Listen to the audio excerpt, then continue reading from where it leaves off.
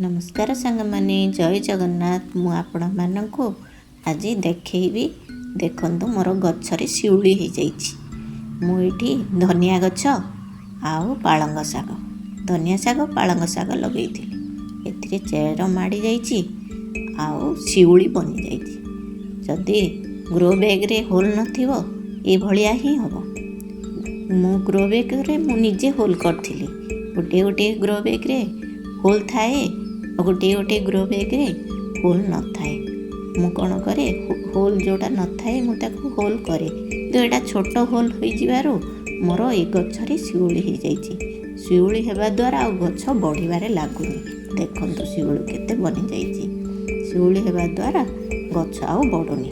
मु कौन करी आज ए सबु धनिया शाग पालंग शाग सब बाहर करदेवी। माटीटा को भलरे खरा देवी रे शिउली हो गले आ से गछ भल से बढ़िबनी। आमे कौन करबा ए माटीटा को भल भावे खरारे 3-4 दिन सुखाई देबा। माटी रे शिउली लागले गछ आउ वृद्धि प्राप्त होबनी। तेणु आमे कौन करबा माटी को खरारे भल से सुखाइबा। 3-4 दिन सुखाइबा। ता देहरे देखुन केते सुंदर सुखेइले। तार केते गुड़िए घास सब थिला से आ सब को बाहर कली। एबे कौन करी खत टिके से देदेवी। पुणी थरे ग्रो बैग रे मु माटी भरी बढ़िया खत कौन करी ए माटी रे मिसाइबी। पुणी थरे ग्रो बैग भल से तैयार करी। माटी भल से सुखी गला तेणु आउ फंगस लागिबार असुविधा नहीं। फंगस हो जाइथिले ही माटीटा खराब हो जाइथिला। माटी खराब हेले गछ भल से बढ़िबनी। देखंतु सांग माने मु भलिया भल से माटीटा को मिक्स करली। होल भल से देखिली आउ टिके टिके होल करदेली। एबे माटी को मु भरिबी ए ग्रो बैग रे भरिबी। एबे देखिबे आपण माने बहुत सुंदर एथिरे गछ तैयारी हो। जहाँ भी लगेले एथर भल से हम आग लगेइथिली एई नथिला पालंग शाग आउ धनिया शाग। एबे किंतु एबे भल से ग्रो करियो। देखंतु मु एथिरे माटी भरिली।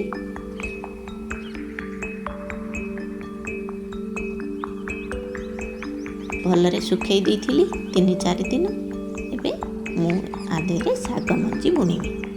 देखंतु शाग केते भल शाग हबो आपण माने वीडियो माध्यम रे देखैबी मंदी। देखंतु एते 4 धार करि देली।